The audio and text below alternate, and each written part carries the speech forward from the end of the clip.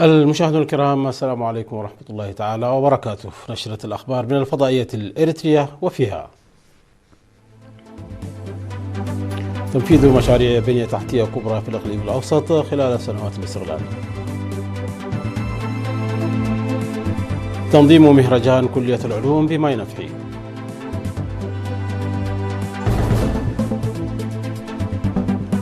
وزارة الإعلام تنظم دورة تدريبية لمنتسبيها.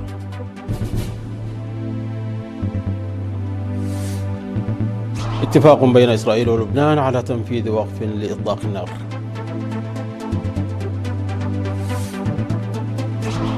الهند وفنزويلا تبحثان سبل تعزيز العلاقات الثنائية في مجالات مختلفة.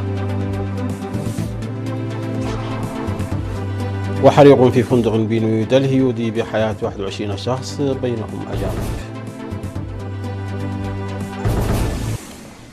أهلا بكم مشاهدينا.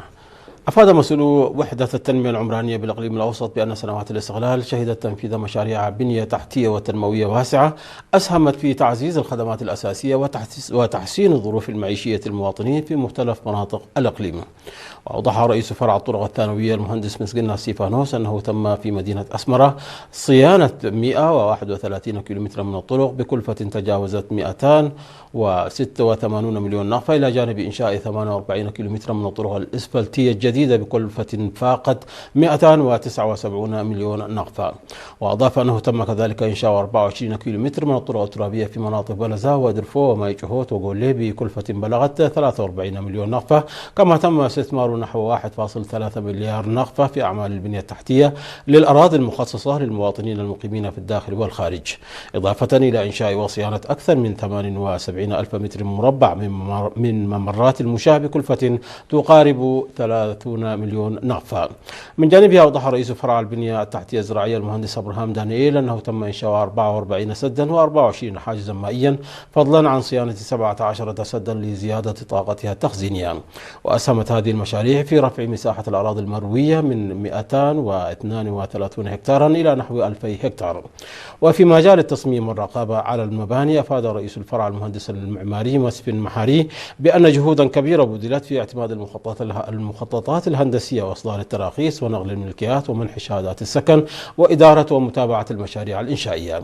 وأشار إلى أنه تمت المصادقة على 23,858 مخططا هندسيا وإصدار أكثر من 66 ألف تصريح للصيانة ومنح 15,312 شهادة صلاحية سكن، إضافة إلى إعداد نحو 33 ألف مخطط هندسي.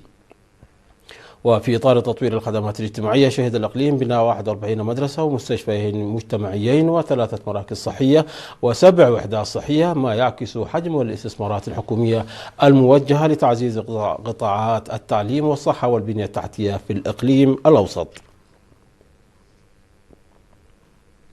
أقيم المهرجان السنوي 13 لكلية العلوم بماي نفحي في 3 من يونيو الجاري. وتضمن المهرجان مسابقات وفعاليات متنوعة شملت مجالات الثقافة والشؤون الأكاديمية والتاريخ والرياضة، بالإضافة إلى ندوات وعروض أزياء ومسابقات في الخطابة والتحليل ومعارض للابتكار والتصنيع والرسوم والعلوم. وقال عميد الكلية البروفيسور جبرايس قدوم أن المناسبة تمثل تتويجا للمسابقات التي استمرت على مدار العام بين الطلاب والأعضاء، مشيدا بالطلاب لاهتمامهم بالمشاركة والمنافسة. وأوضح رئيس فرع الاتحاد الوطني للشباب والطلبة في الكلية الشاب رمضان محمد نور أن المهرجان يهدف إلى بناء جيل شاب رائد نابض بالحياة وكفؤ ومسلح بالمعرفة والانضباط، ويعرف ويحافظ على ثقافة وقيم مجتمعه. من جانبها أوضحت مسؤولة فرع ساوى والمؤسسات التعليم العالي في الاتحاد الوطني للشباب والطلبة السيدة منصورة إسماعيل أن المهرجان ينظمه الاتحاد الوطني للشباب والطلبة بالتعاون مع الكليات. وقالت إن الطلاب يقدمون العلم المكتسب في مجالات تخصصهم ويعززون علاقتهم ببلدهم ومجتمعهم من خلال تعزيز وحدتهم. وتم في الختام تكريم طلاب السنة الأولى بالجائزة الأولى في حفل توزيع جوائز على الفائزين في الفئات الفردية والجماعية. وبالتزامن مع المهرجان تم الاحتفال بيوم العلوم للمرة الخامسة تحت شعار العلم من أجل الوحدة والتقدم. نظمت وزارة الإعلام الدورة التدريبية لمنتسبيها ومنتسبي المؤسسات الشريكة لمدة شهرين في مجال الفيديو والتصوير الفوتوغرافي. وأوضح مسؤول فرع تنمية الموارد البشرية السيد عبد الله محمد نور دامر في مراسم التخريج في 4 يونيو الجاري بمقر وزارة الإعلام أن وزارة الإعلام وضعت خطط تدريب سنوية لتدريب أعضائها والمؤسسات الشريكة للارتقاء بالإنتاج الإعلامي بالمحتوى والنوع، مشيرا إلى تدريب 22 فردا و19 منهم من وزارة الإعلام وعضوين من وزارة الثروة البحرية وعضو واحد من وزارة البناء.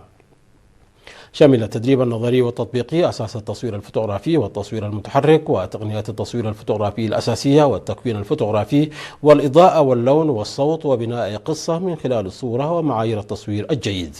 وأشاد السيد عبد الله بالمشاريع التي أعدها المتدربون في مجموعات، وشكر المتدربين على رغبتهم واهتمامهم الكبيرين. وشكر ممثل المتدربين وزارة الإعلام لإتاحة الفرصة لهم لتلقي هذا التدريب، وأشار إلى أنه من خلال التدريب تمكنوا من فهم أن التصوير مجال واسع يمكنك من خلاله توثيق التاريخ والتعبير عن المشاعر والاستمتاع بالجمال والفنون.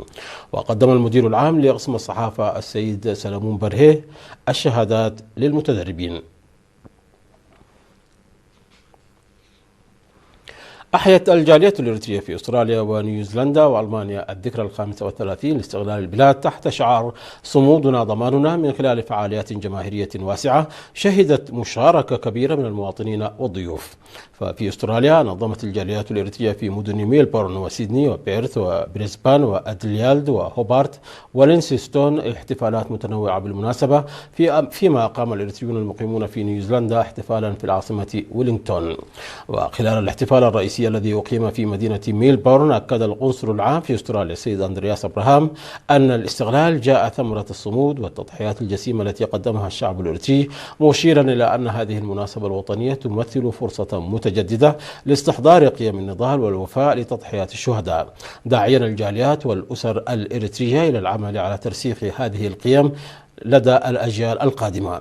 من جانبه هنأ رئيس الجالية الإريترية في ولاية فيكتوريا السيد كداني غومبوت الشعب الإريتري وقوات الدفاع بمناسبة عيد الاستقلال، معربا عن تقديره لكل من أسهم في إنجاح الفعاليات. وشهدت المناسبة تكريم عدد من لاعبي المنتخب الوطني الذين حققوا نتائج متميزة خلال مشاركاتهم القارية، حيث تم توزيع شهادات تقدير لهم، كما تخللت الاحتفال فقرات فنية وثقافية عكست التراث الوطني. وفي إطار الاحتفالات رفع العلم الإريتري في ساحة في وسط ميلبورن في 14 مايو المنصرم، في مشهد جسد الاعتزاز الوطني والارتباط بالوطن الأم. كما نظم القنصل العام في أستراليا السيد أندرياس أبراهام إلى جانب السكرتير الأول السيد ياسين عمر ندوة جماهيرية تناولت التطورات الوطنية والقضايا ذات الاهتمام. وفي ألمانيا احتفلت الجالية الإريترية بالذكرى 35 للاستقلال في أكثر من 30 مدينة، من بينها كارلسروه وبيلفيلد وغيسن ودارمشتات ومدن أخرى، حيث نظمت اللجان الوطنية فعاليات جماهيرية وثقافية متنوعة تخللتها كلمات تهنئة ورسائل وطنية أكدت أهمية الحفاظ على وحدة الشعب الإريتري وتعزيز ارتباط الأجيال الشابة بقيم الاستقلال والسيادة الوطنية. وجسدت الاحتفالات التي أقيمت في أستراليا ونيوزيلندا وألمانيا عمق ارتباط الجاليات الإريترية بوطنها الأم وحرصها على إحياء المناسبات الوطنية، بما يعزز روح الانتماء والوحدة بين أبناء الشعب الإريتري في مختلف أنحاء العالم. أسفرت الجهود الجارية لحماية الغابات والحياة البرية بمديرية ملقي عن تحقيق نتائج إيجابية وملموسة في الحفاظ على الموارد الطبيعية وتعزيز استدامتها نتيجة التعاون بين المواطنين وقوات الدفاع وأفراد هيئة الغابات والحياة البرية. أوضح ممثل هيئة الغابات والحياة البرية في المديرية سيد قعوش تولديه أن برامج التوعية والتثقيف المجتمعية التي نفذت بالتوازي مع أعمال الحماية والمراقبة أسهمت بصورة كبيرة في رفع مستوى الوعي البيئي لدى السكان، الأمر الذي انعكس في تراجع الممارسات الضارة بالبيئة وعودة الغطاء النباتي والحياة البرية تدريجيا إلى وضعها الطبيعي. وأشار إلى أن إدارات مناطق دنبي صرر وفاولينا وتخول عند بامناس وليبان وعد صصر ودنبي دوما وججاح وغوناي ساقلة تعد من النماذج البارزة في مجال حماية الغابات والحياة البرية والمحافظة عليها بفضل المشاركة الفاعلة للمجتمعات المحلية وجهود فرق الرقابة المنتشرة في تلك المناطق. وفي السياق ذاته دعا السيد قعيش إلى ضرورة اتخاذ المزيد من الحيطة والحذر للحد من إحراق الغابات التي قد تنجم عن الإهمال أثناء الرعي، مشيرا إلى ما تسببه هذه الحرائق من أضرار جسيمة للغطاء النباتي والحياة البرية والمراعي الطبيعية. من جانبهم أكد أعضاء فرق الرقابة المنتشرة في إدارة الضاحية باولينا أن التعاون الوثيق مع المواطنين أسهم في تحقيق نتائج ملموسة على أرض الواقع، وأن التحسن الملحوظ في أوضاع الغابات والحياة البرية يشكل حافزا لمواصلة العمل وتعزيز الجهود الرامية إلى حماية الموارد الطبيعية. يذكر أن مديرية ملقي تضم 31 عضوا منخرطين في أعمال مراقبة وحماية الغابات والحياة البرية. خرج الاتحاد الوطني للشباب والطلبة بساوة ومؤسسات التعليم العالي بالتعاون مع كلية التجارة والعلوم الاجتماعية وكلية الهندسة والتكنولوجيا أكثر من 400 طالب وطالبة أكملوا بنجاح برامج تدريب مهني استمرت 3 أشهر في الأول والثالث من يونيو الجاري. وشمل برنامج التدريب 236 طالبا وطالبة من كلية التجارة والعلوم الاجتماعية، بينهم 123 طالبة، إضافة إلى 180 طالبا من كلية الهندسة والتكنولوجيا، بينهم 93 طالبا.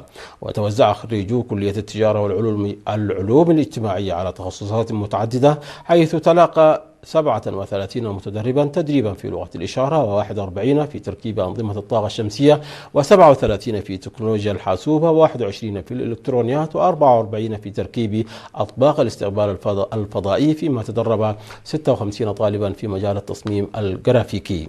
وخلال حفل التخريج أكد عميد الكلية الدكتور ستيفانوس هايل مريم أن الشباب المؤهل والمزود بالمعرفة والمهارات يمثل ركيزة أساسية في مسيرة التنمية الوطنية، داعيا إلى مواصلة تنظيم مثل هذه البرامج التدريبية التي تسهم في بناء القدرات البشرية وتعزيز فرص المشاركة الفاعلة في مختلف مجالات التنمية. كما شهدت كلية الهندسة والتكنولوجيا في 3 من يونيو الجاري تخريج دفعة أخرى من المتدربين الذين تلقوا تدريبا نظريا وعمليا في عدد من المجالات شملت لغة الإشارة والرياضيات واللغة العربية والتصميم. من جانبه حث مسؤول المشروع في فرع الاتحاد الوطني للشباب والطلبة بمؤسسات التعليم العالي وساوة السيد ميرون أبراهام الخريجين على توظيف المعارف والمهارات التي اكتسبوها في أعمال عملية ومشاركتها مع زملائهم.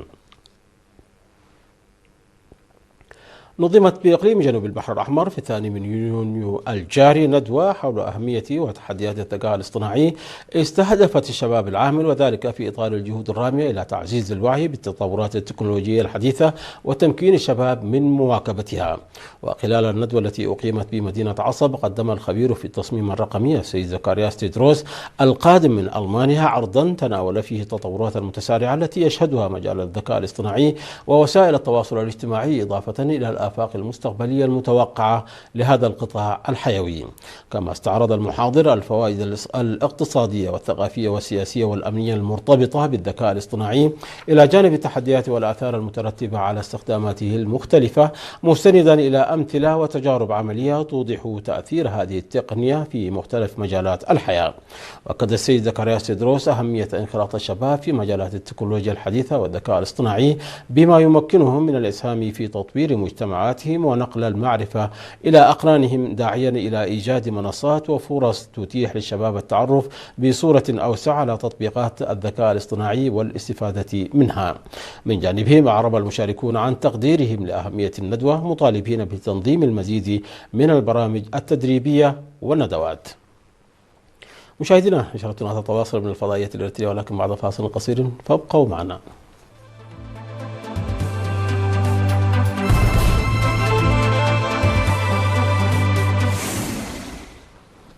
أهلا بكم مجددا. أفاد بيان مشترك بأن لبنان وإسرائيل اتفقا على تنفيذ وقف لإطلاق النار، وذلك عقب مفاوضات جرت في واشنطن بهدف إنهاء الصراع الذي اندلع بالتزامن مع حرب إيران. وبحسب البيان المشترك الذي أصدرته الولايات المتحدة، فإن وقف إطلاق النار مشروط بالوقف الكامل لإطلاق النار من جانب جماعة حزب الله المدعومة من إيران، وإبعاد جميع عناصرها من قطاع جنوب الليطاني. وجاء في البيان اتفق الجانبان بتوصية من الولايات المتحدة على الإسراع في إنشاء مناطق تجريبية تسيطر عليها قوات الجيش اللبناني سيطرة كاملة مع إبعاد أي أطراف غير تابعة للدولة. وسبق أن اتفق لبنان مع إسرائيل على وقف الأعمال القتالية في أبريل قبل أن يتفقا لاحقا على التمديد في مايو، إلا أن العنف استمر. وأفادت مصادر أمنية لبنانية بأن ضربات إسرائيلية بطائرات مسيرة أسفرت عن مقتل 6 أشخاص على الأقل في جنوب لبنان، واستهدفت سيارة بجنوب بيروت يوم الأربعاء. وقالت إسرائيل أنها اعترضت هدفا جويا معاديا يرجح أن جماعة حزب الله هي من أطلقته. التقت الرئيسة المؤقتة لفنزويلا ديلسي رودريغيز برئيس الوزراء الهندي ناريندرا مودي في نيودلهي خلال زيارتها التي تستغرق 5 أيام إلى الهند. وكانت رودريغيز قد التقت في وقت سابق بوزير الخارجية الهندي سوبرامانيام جاشانكار. وتأتي زيارتها في وقت تواجه فيه الهند ثالث أكبر مستورد ومستهلك للنفط في العالم اضطرابات في الإمدادات ناجمة عن الحرب الأمريكية الإسرائيلية مع إيران، والتي أدت إلى إغلاق مضيق هرمز فعليا، وهو ممر مائي حيوي كان ينقل أكثر من 40% من واردات النفط الخام الفنزويلية. كذلك وبحث وزير الشؤون الخارجية الهندي اس جاشانكار مع القائمة بأعمال الرئيس الفنزويلي ديلسي رودريغيز سبل تعزيز العلاقات بين البلدين، وذلك خلال زيارتها الحالية لنيودلهي. ولفتت وزارة الخارجية الهندية إلى أن الهند وفنزويلا تتمتعان بعلاقات ودية يدعمها التعاون في قطاعي الطاقة والتجارة والالتزام المشترك تجاه دول الجنوب العالمي. نشب حريق في فندق في نيودلهي أسفر عن مقتل 21 شخص على الأقل، بينهم العديد من المواطنين الأجانب بحسب ما نقلت وكالة الصحافة الفرنسية عن الشرطة ووسائل إعلام محلية. واندلع الحريق صباحا في فندق فلوريش ستاي الواقع في حي مكتظ في جنوب المدينة بحسب ما جاء في بيان لشرطة نيودلهي. وتشمل حصيلة القتلى عددا من الأجانب معظمهم من آسيا الوسطى وأفريقيا بحسب ما ذكرت وكالة بريس تراست أوف إنديا الإخبارية نقلا عن مسؤولين لم تنشر أسماءهم. وتفيد تقارير إعلامية محلية بأن العديد من الضحايا قدموا إلى المدينة من أجل العلاج. أطلقت شركة سبيس إكس الأمريكية 24 قمرا صناعيا من طراز ستارلينك إلى الفضاء، وذلك في إطار جهودها المتواصلة لتوسيع تغطية شبكة الإنترنت الفضائي حول العالم. وذكرت الشركة بأن الصاروخ فالكون 9 انطلق من مجمع الإطلاق الفضائي في قاعدة فاندنبرغ بولاية كاليفورنيا حاملا الأقمار الصناعية إلى مدار أرضي منخفض. وبعد انفصال مراحل الصاروخ هبطت المرحلة الأولى بنجاح على سفينة هبوط غير مأهولة كانت متمركزة في المحيط الهادي، بينما واصلت المرحلة العليا مهمتها بنقل الأقمار الصناعية ونشرها في المدار المحدد مسبقا. وتأتي هذه العملية في إطار خطة سبيس إكس المستمرة لتعزيز شبكة الإنترنت الفضائي التي توفر خدمات الاتصال عبر الأقمار الصناعية، وتضم حاليا أكثر من 10,000 قمر صناعي في المدار. مشاهدينا، انتهت النشرة، ولكن قبل الختام إليكم تذكير بأهم ما جاء فيها من أنباء. تنفيذ مشاريع بنية تحتية كبرى في الإقليم الأوسط خلال سنوات الاستقلال.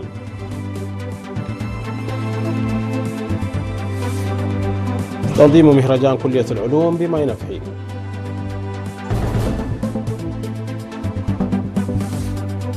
وزارة الإعلام تنظم دورة تدريبية لمنتسبيها. اتفاق بين إسرائيل ولبنان على تنفيذ وقف لإطلاق النار. الهند وفنزويلا تبحثان سبل تعزيز العلاقات الثنائية في مجالات مختلفة. وحريق في فندق بنيودلهي يودي بحياة 21 شخص بينهم أجانب. مشاهدينا، انتهت النشرة. شكرا على حسن المتابعة. تحية لكم أينما كنتم. إلى اللقاء.